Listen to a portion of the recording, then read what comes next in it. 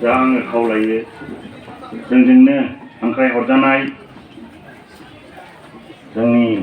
बर' साहित्य सभानि मानगोनां आफादगिरि सार थरेन बर' सारखौ फंनैसो बिबुंथि लाखिनो थाखाय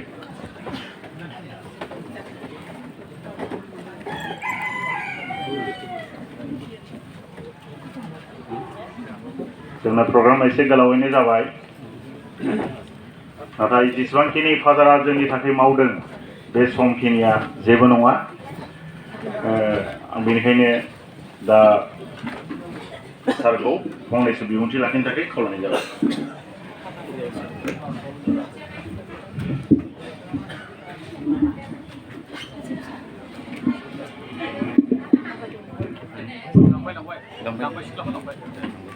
खुलुमबाय, नमस्कार। जोबोद गोजोनथाव बाथ्रा जोंहा दिनै बे जुबि रेस्ट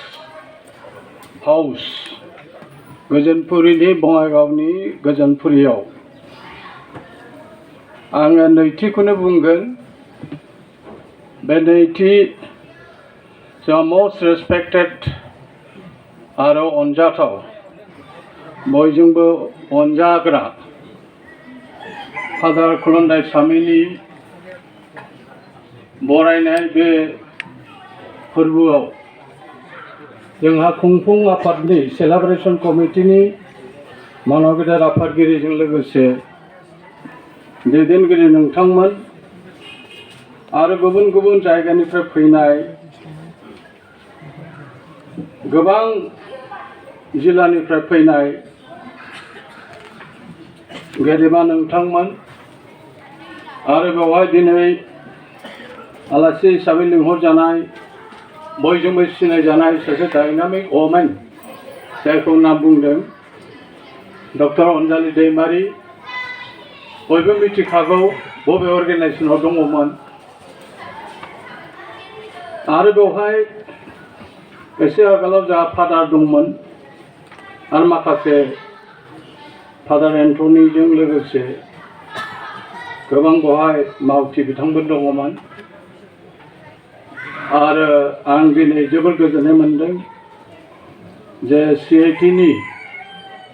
प्रफेसर एलियास बसुमतारीनि जिथु बिबुंथि I am very much impressed। बिथाङा एकदम माने गथै खुलुन्दायसामी फादारनि बाय'ग्राफिखौ रायजो राजानि गेजेराव मिथिसार होजोब्बाय आरो बेजों लोगोसे जोंहा भिक्टर नार्जारियाबो द्लाम खोथाखौ बुंबाय। जोंहा मस्ट डायनामिक सासे जोंग्लावखौ बावनो हानाय नङा आरो दिनै बाहाय खोरोमसार बसुमतारीबो फैदों। बिथाङा सांबादिकबो फोरोंगिरि सानसुमै आरो लोगोसे आं दिनै बिराद गोजोननाय मोनदों जे जोंब्लावखौ नुबाय। बासिराम जोहोलाव बेखेवखालि बे पानबाजारनि इन्जिनियारिं इन्सटिटिउटआव लोगो मोननायनिफ्राय आं बेखौ मानसिया दंना गैयासो सानबाय थादोंमोन। औ जायख्लंखौ आइ एम भेरि लाकि। एक्चुअलि आंबो सिनेमानि लाइननि मानसि, अनजलियाबो सिनेमानि लाइननि मानसि। जों बर' सिनेमायावबो एक्टिं खालामदों, अनजलियाबो बर'आव आरो बेबो असमियाव आंबो असमियाव। दा गासैबो बाहाय लोगो नांनानै माने बर' ख्रिस्टान ससाइटि बा एस'सिएशन नोंथांमोना जे बेखौ गोसोखांदों फादार खुलुन्दायसामिनि कन्ट्रिबिउसन वर्क्स इन लाइफ्स बिथांनि बेखौ जे गोसोखांनानै नोंथांमोननि ससाइटिया जे दिनै बेवहाय मोनसे खुंफुंदों दौरि फसंनायनि सनाथि मायथाइ फोरबो, बेयो बिराद गिदिर ओंथि गोनां। खिन्थु बियो लास्ट 50 years खुलुन्दायसामिया सोरनिफ्राय सोर बहानिफ्राय फैनानै दहाय जाय माने बिनि लाइफ स्केचखौ बुंदों बयबो मोदै गगोन। एक्चुअलि मानसिया डाउन थ्र'डेन फेमिलिनिफ्राय फैनानै माबोरै दिनै सासे तामिलनाडुनिफ्राय फैनानै तामिल सासेया बर' जातीयताबाद बुंजायो बिथांखौ बर'निख्रुइसो रासिन बिनि बिखाया स्ट्रं बहुत बर' इन्टेलेक्चुवेल दं समाज सिबियारि दं IA BA डक्टर इन्जिनियार दं किन्तु कुलुन्दाइस्वामी बायदि service to the people service to the society humanism बे गैया अल आर सेल्फ सेन्टार्ड सोरबा हिन्जावखौ लानानै सोरबा गथ'खौ लानानै सेल्फ सेन्टार आं नुनो मोनो आङो लास्ट 45 years आङो दुलाराय बर' फरायसा आफाद खालामनानै आं थुनलाइ आफादाव आफादगिरि जाफैदों लास्ट 45 years आङो गोसोआव थानाय सासेल' मानसि आं नुदों कुलुन्दाइस्वामीखौ आं बिथांखौ बेंटल मिसनावबो थानाय समाव लोगो मोनदों बरमायाव आं लोगो मोनदों माने बर' माने खुगा मेथाइनि खुगा सल'नि अजा जाय खनदों खोरोमसारनि बिफा सुकुमार बसुमतारीजों आं लोगो मोनफादों रेनु आब'जों आं लोगो मोनफादों आरो बे जे हारमुथियाव दङमोन आङो बेयाव अरुणाचलाव थांनायाव हारमुथिनि सासे मानसिया आंनाव सोंदों बे तामिल मानसिया बोरै नोंथांमोननि लेंगुवेजखौ आयत्त खालामखो होननानै आं बुंदों बे मानसिया नोंथाङाबो जेराव थायो नोंथाङाबो माने बे रावखौ माने इजि मोनसे बर' राव बेखौ नोंथाङाबो सोलोंनो हागोन दिनै बे बर' रावजोंनो माने इउनिभार्सिटियावबो प्रफेसार जादों आरो माखासे साउथ इन्डियान मानसि आं लोगो मोनदों एकदम बर' रोंगौ दिनै प्राणहरि तालुकदारा बर' स्पिचेस लिरदों जिमान IPA दं बर' मानसि लिरनो हायाखै फार्स्ट मधु बर'आ IPA होदों बिनि उनाव प्राणहरि तालुकदारा होदों दा बेबायदिनो डक्टर शोभा सत्यनाथ होननाय निउ दिल्ली माने दिल्लीनि इउनिभार्सिटिनि प्रफेसार बेबो IPA होदों बर'नि जेसेबां रिंसारथि प्रनाउन्सिएसन जेसेबांनाखि ग्रामार जेसेबांनाखि सोदोब बिहुं बेनि खर' मेलेमाव दंजोबो खिन्थु जों बर' मानसियासो गैया बहुत प्रफेसार दङ बहुत एकाडेमिशियान दं बहुत इन्टेलेक्चुवेल दं बहुत माने बेबायदि मानसि दं खिन्थु बेखौ आयत्त खालामा दा बेनिखायनो आं मोजां मोननाया बेनो खार'ना आङो फन हरनाय लोगो लोगो रानि हेलेना आरो जोंब्लावबो खेबसे हरदोंमोन जे फादार कुलुन्दाइस्वामीखौ जों ख्रिस्टान ससाइटिफ्रा केथलिक माने गोजोनपुरियाव बरायनो नागिरदों आंबो चिरां जिल्लानि मानसि गोसो गरम गाबोन जोंहा माने ब्रजेन्द्र कुमार ब्रह्मनि खन्थाइ सान दं दतमायाव आं जिहेतु क'क्राझाराव फैखागोनबा आं थांगोन होनहरबाय रानि हेलेनखौ बे हिसाबै आङो फुङावनो फैबाय आङो कुलुन्दाइस्वामी सारखौ नुनाय लोगो लोगो आङो फादारलि गड बायदि आं भगबान बायदि मोनो हि इज माइ माने गड आं आनान गसाइ बायदि मोनो बेखौ आरो फनाव रायलायबाय थायो बियो आं मेसेजबो हरो बियो दे बेबायदि आङो इसोर बायदि सासे मानसिजों आं हानिद्य मोन्दों जेलानाखि बियो बिशप हाउसआव दंमोन माबायाव गुवाहाटियाव आंनि न' सेराव बिशप हाउस आंनि न' सेराव डन बस्क' इन्सटिटिउट दा नर्थ इस्टार्न रिजन नङा इन्डियानि भारत मुलुगनि मोनसे जुदि ट्रेनिं सेन्टार दङ होनोब्ला बे अटल बिहारी वाजपेयी बेखेवनाय डन बस्क' इन्सटिटिउट इन खारगुलि जयपुर दा बेवहाय सारा ट्रेनिंखौ होयो टिचार ट्रेनिं जायो एभालुएसन प्रग्राम जायो विभिन्न प्रग्राम जायो कम्पिउटार ट्रेनिं जायो विभिन्न नर्थ इस्टार्न रिजनल' नङा एकदम बहुत जायगानिफ्रायबो बेवहाय फैनाय आं नुदों चन्डीगढ़नि स्टुडेन्ट दङ बेवहाय बेनिफ्राय हायद्राबादनिबो दङ बेवहाय दा बेबायदि डन बस्क' इन्सटिटिउटआ ओरैबायदि माबादों आइ मास्ट थेंक्स फादार लुकासखौबो आं थेंक्स खालामगोन बेजों आं बिराद माने रायलायबाय थायोमोन रिगार्डिं माने आवार ससाइटि जोंनि ससाइटिया मानो बिदि जालांदों बेनि सायाव जोङो सावरायबाय थायोमोन दा जोंनि गथ'फ्रा मा जादों बर' मिडियामखौ जों गायसनबाय 1963नि उनावहाय गाननाय जोमनायाबो दं सब दङ खिन्थु दिनै जोङो दि कालचारबो जानो हमदों मोनफा मोननै माने लेंगुवेजखौबो बावनो हमदों जेसेबां बे रावा ओइ सिडुलाव हाबनाय लेंगुवेज बेयो one of the recognize of Indian language जों मुलुग दरबाराव लांनो नागिरदों बे बर' रावखौ बे रावखौ जोङो दानि डिजिटेल फर्मआव लांनो नागिरदों E learning E education E teaching जोङो बेखौ गुगल ट्रेन्सलेसन एपआव लांनो नागिरदों पार्लामेन्टआव आरो आसाम एसेम्बलियाव सोलिनो थाखाय जेरै लरेन्स इस्लारिया जयन्त बसुमतारिया लेक्सार होयोबा बे अट'मेटिक आदार इन्डियान लेंगुवेजाव ट्रेन्सलेसन जाजोबगोन बेवहाय खोमायाव लानानै खोनासंनो मोनो बुजिनो हाजोबगोन आरो जेराव रोंग्रा नार्जारिया बाव एमपिआ बुंगोन बर'नि सारा जिमान एमपि दं 525 बा सामथिं एल्स बिथांमोना बुजिनो हाजोबगोन बेबायदि जोङो ट्रेन्सलेसन एप्स जोङो लन्चिं खालामबाय मानव गेदेर माने जोंहा कविन आगोलनि माने जितु रामनाथ कविन राष्ट्रपतिखौ जों तामुलपुराव लाबोनानै जोङो एप्सखौ लन्च खालामबाय आरो बिनि बादैबो जोङो इजि बर' लार्निं organize by Central Institute of Indian language जों बेखौ खालामदों आरो जोङो बिटिआर सरकारनि दानि प्रमद बर'जों जोङो लोगो नांनानै रायलायनानै जोङो 32 सेन्टाराव जोङो बड' लेंगुवेज लार्निं सेन्टार खुलिनो नागिरदों दाख्लै बेंगलाव रायलायबाय जों सिलिगुरियाव आरो दिल्लीयाव जोङो गान्धी हिन्दुस्तानी साहित्य सभायाव राजघाटआव मालाबा थांबा नोंथांमोना नुसिगोन बावहाय जोङो बड' लेंगुवेज माने स्टाडि सेन्टार खुलिबाय नोंथांमोना मालाबा दिल्लीयाव थांबा राजघाटआव थां बावहाय नोंथांमोना जिरायनानै बर' लेंगुवेजनि जायफोर रिसार्च स्कलार दं जायफोर गवेषणा खालामनो लुबैदों बिसोरनो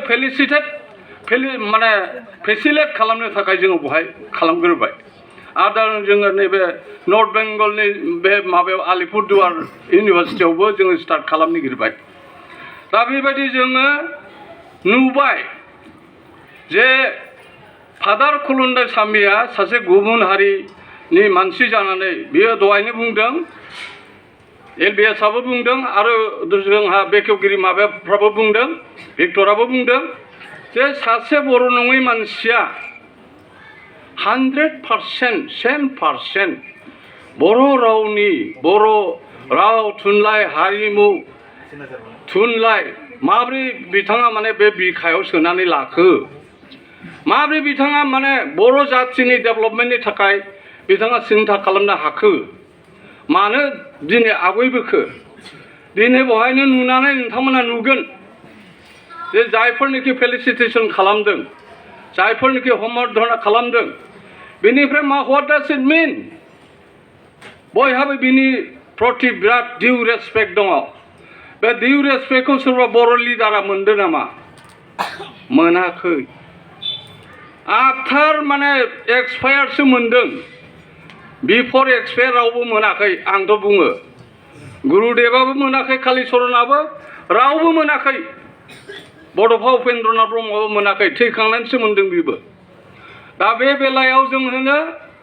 जे सासे मानसिया जुदि बेहा हिउमेनिटेरियान माबा दङब्ला बे what ever May B his language माबा ससाइटि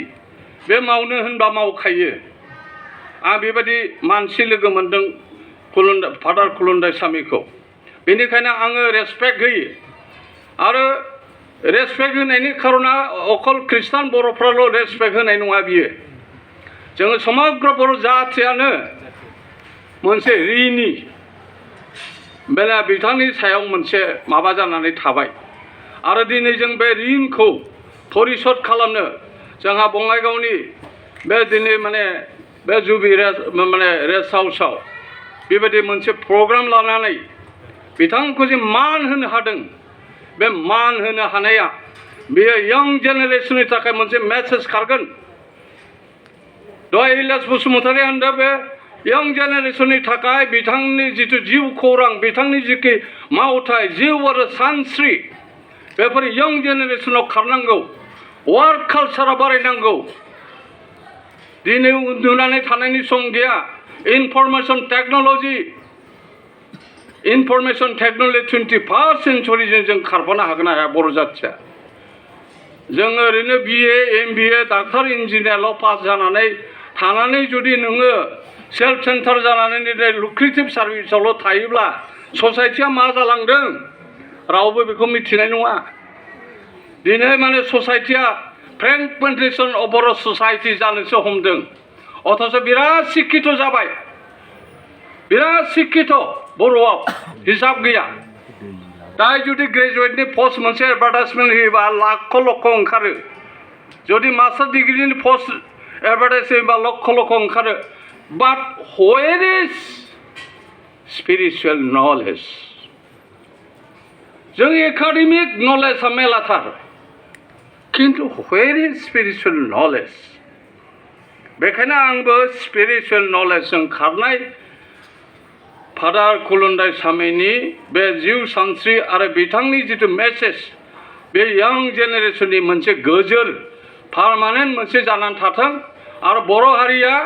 बिथांनिफ्राय माखासे सोलोंनांगौ खोथा दङ, बिथांनिफ्राय माखासे खोथा सोलोंनांगौ खोथा दं। दा भिक्टर लेक्सार होनायाव आं मोदै गबाय जे जेलानोखि बर'आ अलखदमोन, 88 89 अलखद, 83 84 अलखद, बे अलखद समाव फादार खुलुन्दायसामिया स्टेन्ड लानानै गरिब गथ'खौ फोरोंदों, आश्रय होदों, शेल्टारिं होदों, माबा जानाय लोंनाय होदों, अन्न आरो बस्त्र होदों। बेखौथ' बयबो मिथिगौ। दा मिथिनायाव बेबायदि हिउमेनिस्ट जोंनि गेजेराव जुगे जुगे अबतार उजिगोन ना उजिया? जुगे जुगे अबतार जेलानोखि समाजाव ग्लानि फैयो, जेलानोखि समाजाव अलखद फैयो, होमबा साफा साफा मोनसे माबा उजियो होननानै बुंदों। बे अबतार पुरुषानो जाबाय फादार खुलुन्दायसामी। बिथाङा बर' नङा जानो हागौ, किन्तु बर'नि थासारि, जानाय लोंनाय, हालौनाय, दाहोना थानाय, रुवाथि थानाय, सोरबा फरायनाय, सोरबा माबा मा दरखार गोलैदोंमोन बिथाङा बेखौ खबर लानो थाखायलाय हेल्थ सेक्टराव खबर लादों, एडुकेसनेल सेक्टराव खबर लादों, जेरावबो सेक्टराव बिथाङा खबर लादों जोंनि बर'नि थाखाय। बिथाङाथ' बेयाव तामिलनाडुआव थांनानै माद्रासाव खामानि मावहैयाखैना। बेनिखायनो आङो माखासे खोथाखौ बुङो जे फादार खुलुन्दायसामिया धोरोम फोसावनायनि गेजेरजों समाजखौ संस्कार खालामदों, सोलोंथाइखौ संस्कार खालामदों बियो, आरो निउ जेनेरेसननि थाखाय निउ लाइफ होदों बियो। दा बेखौ बयबो जोङो एप्रिसिएट खालामनांगौ। आं माबा नोंथांमोनखौ रिकुवेस्ट खालामो। आरो आं सानो दिनैनि बे बुब्लियाव बारा खोथाखौ बुंला, माने फादार खुलुन्दायसामी मास्ट क्रस सेन्चुरि। आं बेखौ आफा इसोरनि खाथियाव आरज गाबबाय, बिथाङा सेन्चुरि खुबैनांगौ। आरो जोंनि डाउन ट्रडेन ट्राइबेल ससाइटि, सावथालानो जा, बर'आनो जा, राजबंशियानो जा, सोरबायानो जा, बे डाउन ट्रडेन परियाल ससाइटिनि थाखाय बिथाङा खामानि मावनांगौ। आरो खामानि मावनो हायाबाबो अल एजआव बिथाङा सुबुरुन होबाय थानांगौ। जोंबो बेनाव थांबाय थानांगौ, जों साजेसन लानांगौ। बेनिखायनो आङो आइ फिल पार्सनेलि जे खुलुन्दायसामी बिथाङा जेसेबांखि थांनानै थागोन जों बिथांखौ नागारनो नाङा। आरो बिथांखौ उइथ डिउ रेसपेक्ट बिथांनि मावनाय आरो बिथांनि सानस्रि सान्थौफोरखौ जों गोसोआव लानानै जों बर' समाजखौ संस्कार खालामनाय, बर' समाजखौ मोजां खालामनाय, बर' समाजा जाहाथे मुलुग दरबाराव जाथि हिसाबै थांनानै थायो, कालचार जाथि हिसाबै थांनानै थायो। जेरोखोम बासिराम जोहोलाव बानायनायाव रेणु बर'नि कन्ट्रिबिउसन दं, जोंहा जोंलावनि माने जायख्लंनि कन्ट्रिबिउसन दं। दा बेबायदि बेलायाव कालचारेल बिथिङावसो हारिखौ ज' खालामनो हायो। कालचारेल आरो लेंगुइस्टिक एबिलिटिस नङाब्ला जातिखौ खौसे खालामनाया बिराद गोब्राब आं नुदों। रिलिजियास एसे एफा एनै थानो हागौ, राजखान्थियावथ' अनेक जाथारबाय। बर'आ राजखान्थि खांफुआथ' थोथ्रा। दाख्लै लिडार माखासे सोरबा सोरबा माबा बिजेपिआव हाबलायबाय। बिराद खांफुआ बे जाथिया। बारा खांफुआ जायोबा जाथिया धंस जायो। आं बेखौ आइ फिल जोंखौ दलरखौनो थाहोआ अन्जलिखौ रायबाय थायो आंखौ रायबाय थायो प्रमद बर'खौ रायबाय थायो आरो नों रायनायनिख्रुइ नों इनोभेटिभ साजेसन होना माबायदि दावगानांगौ माबायदि खामानि मावनांगौ you suggest and come to me I am not a tiger आं नोंखौ मोसाबायदि बारसिनाथ' नों आंनाव फै आंनो मबाइलजों रायलायहर with due honour with due respect नों रायलायहर थारमाने आंखौनो गुन्दै जाग्रा तरेन बर' हाग्रामाजों बायजाबाय प्रमदजों बायजाबाय आरो गुन्दै जाग्राबाथ' आं क्ररपति जानांगौमोन दखन आंहा गारियानो गैया न'आनो गैया बे क्ररपतियाथ' आं जानांगौमोन होमब्लालाय जायफोर इन'भा लादों फरचुनार लादों जायफोरनिखि जयपुरनि मार्बल होनानै न'आव दङ गाबोन जुदि बै बेमारा जाना होयो सि ग्रुपआ जुदि बे डायबेटिस जानानै होयो बे मार्बल फाथर फरचुनार गारिया थागोन नामा थाया अनलि उपरबाला अलमाइटि बे जेसासानो जा हजरत महम्मदानो जा बाथौआनो जा गुरुदेव कालिचरनानो जा माबा जा अनलि दिस बेनिखायनो आं लास्टआव बुंबाय मानसिनि हिंसाखौ दागि इसोर आफा प्रभुनि हिंसाखौ गि बे बिराद गिदिर मोनसे बानि जानानै जोंनि बर' समाजाव हाबनांगौ दा दे आंहा थाखा दं बैहा थाखा गैया बे थाखा गैयिया मानसि नंला ओमफ्राय आंखौथ' बहुतानो दायासाव लाङा अनजलियाबो एसे मिथिगौ आं मानो दायासाव लांजाया नों मिथिगौ बिहुफ्राव आं जे खम डनेसन होयो आं जुदि डनेसन होनो हायो 1,50,000 आङो दायासाव खुलुन्दायसामी बायदि आरनायखि आरनाय मोनगौमोन खिन्थु आंखौ रावबो लाङा दायासाव दा लाङैनि खारना जाहैबाय आङो 2,000-3,000ल' डनेसन होयोना बिहुआव दुर्गा फुजाफ्राव ओंखायनो आंहा मिनिमाम मोनसे बेलेन्स माबा लानांगोन आंथ' रिटायार्ड मानसि ना आंथ' होद्लाबायनोबो हायाना आं खेरानिफ्राय अफिसार जानानै रिटायार जाबाय आं पेन्सन मोनो गाबोन जुदि आंनि पेन्सना जुदि 50,000 जायो आं जुदि 1 लाख थाखा खरस खालामोबा मासाव होमब्लाना बे 50,000खौ आङो महिलानिफ्राय 10 थाखा सुदाव लानांगोन आंथ' लाया आंबो खम बुस्थु नङाथ' नांगौबा आङो खुलायै फानदाय थाव गुबैखौ जायो आं ओमफ्राय मानसिफ्रा बिराद मिनियो ओइ इन्जिन क्यों ना खाएंगे ओइ मैं इन्जिन ना खाऊं तो मारवाड़ी खुला है धनुकार पड़ा है मैं खाऊं ना बुआ और चाउल तो अपनी की करें ना चाउल तो मैं बिना पैसा पाले बहुत ভাল কিন্তু এই যে অন্য কিবা বিনা পয়সা পাইছে নহয় জিৰো সেইবিলাকতো সব আলসিয়া কৰিছে না বুआ फ्रि माइरं मोननायखाय उलसिया जाजोब्बायथ' बर'फ्रा सोरबा खामला मोनदों नामा मोना रावबो हालौनो नागिरा खामला गैया आरो बारिया ओरैनो गोलैनानै दं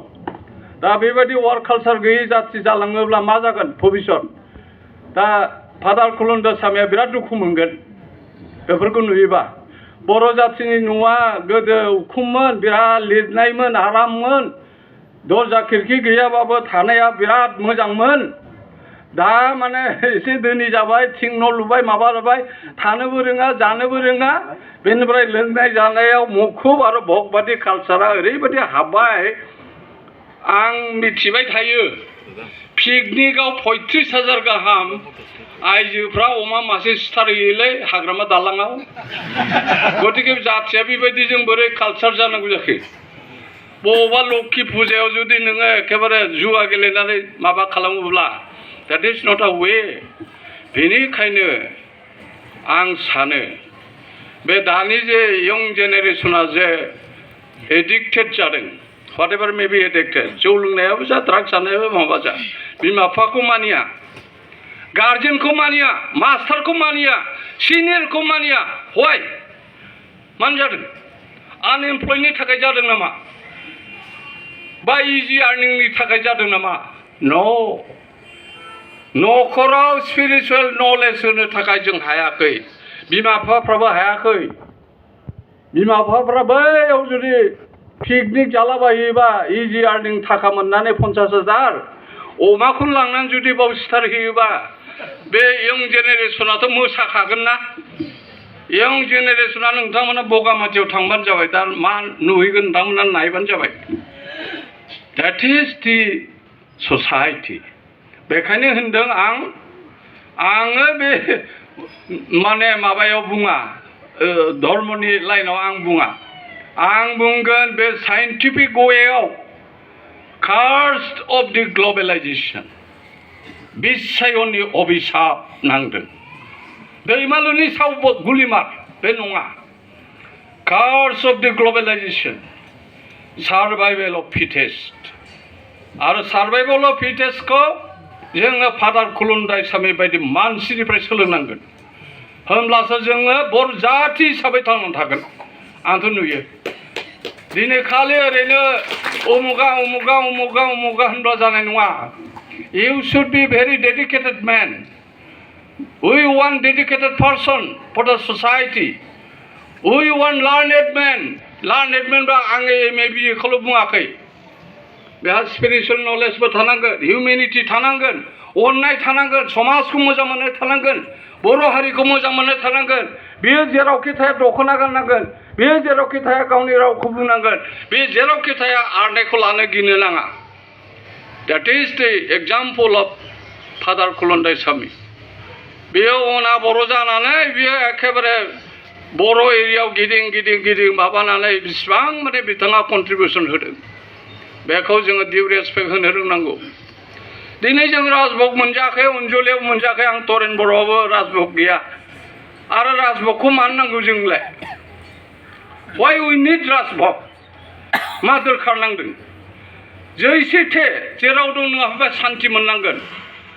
नोंनि आत्माया सान्ति जानांगोन इसोरनि बरदान मोननांगोन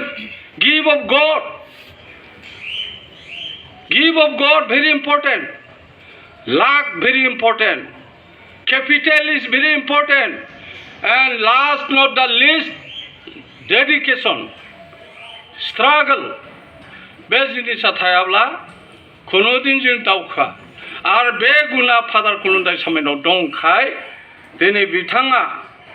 80 क्रस जानायावबो अक्ट' जेनेरेसन क्रस जानायावबो बिथाङा दासिमबो गोख्रोङै थांनानै दङ बिथांनि मेसेजआ very important for the society आंनि मेसेजआ इम्पर्टेन्ट गैया That is the माने ग्लबेलाइजेसननि बेखौ बरदान होननानै बुंदों बिथांनि माबायाव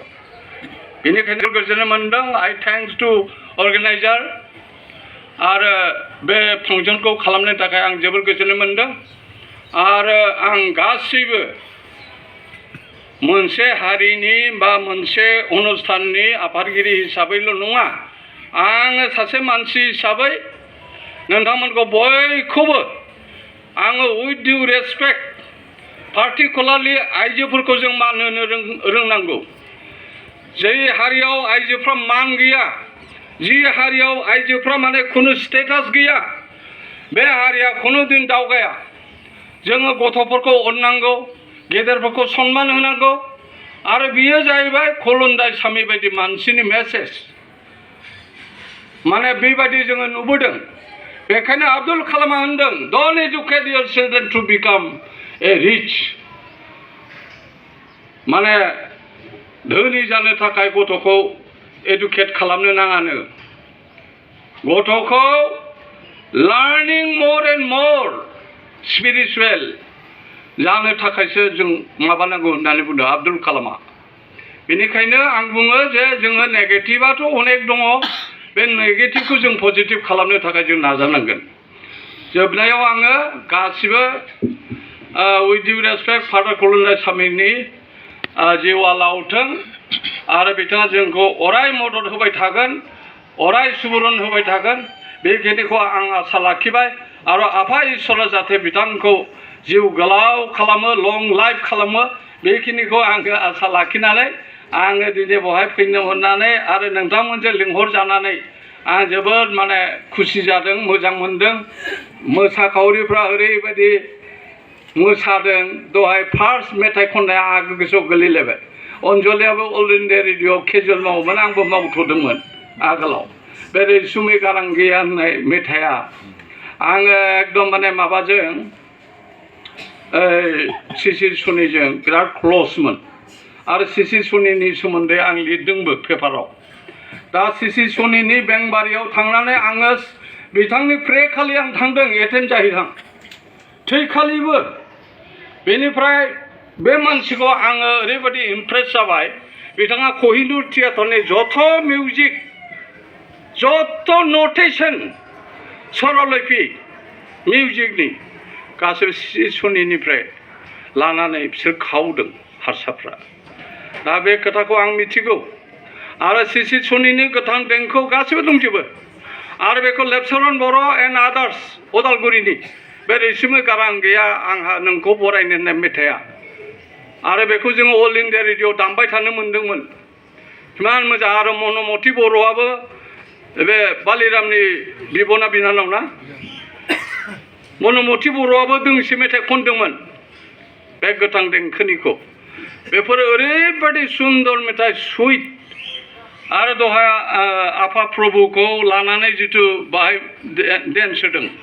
आसलते बेयाव लेक्सार होनायनि खोथा गैया बाव आराम लिरखानाय दङ रंजानाय मोसानाय मेथाइ खननाय रंजानाय मोसानाय मेथाइ खननाय थारमाने फादार कुलुन्दाइसामीखौ रंजानायनि गेजेरजों मेथाइ खननायनि गेजेरजों कालचारेल माबाजोंसो बिथांखौ माने सेटिसफाइ खालामनाय लेक्सारजों नङा जोंथ' लेक्सार होग्रा मानसि नालाय घन्टा घन्टा लेक्सार होयो अनजलियाथ' सोरांजासे लेक्सार होनो हायो गतिके आंबो सोरांलायो एखमबा माने ओरै स्लिप लिरलायना हरो प्लिज कार्ड सर्ट होननानै लिरसै आं बिराद गाज्रिथार हेबिटआ आंथ' हिन्जावा आंखौ गिना थांफाया बे मानसिजों जानाय नङा बे जानायावबो कन्ट्रल खालामा आरो लेक्सारखौबो गोलाव गोलाव होयो बेनिफ्राय एखे बुंलाबाय थायो होननानै माबाया आं दिनै गोलाव बुंलिया गतिके आङो दायो क'क्राझारावबो थांनांगौ बयनिसिमबो आंनि गोसो गोरबोनि मान आरो साबायखरखौ बावनानै आंनि सुंद' बिबुंथिखौ एसेयावनो फोजोबबाय गोजोन्थों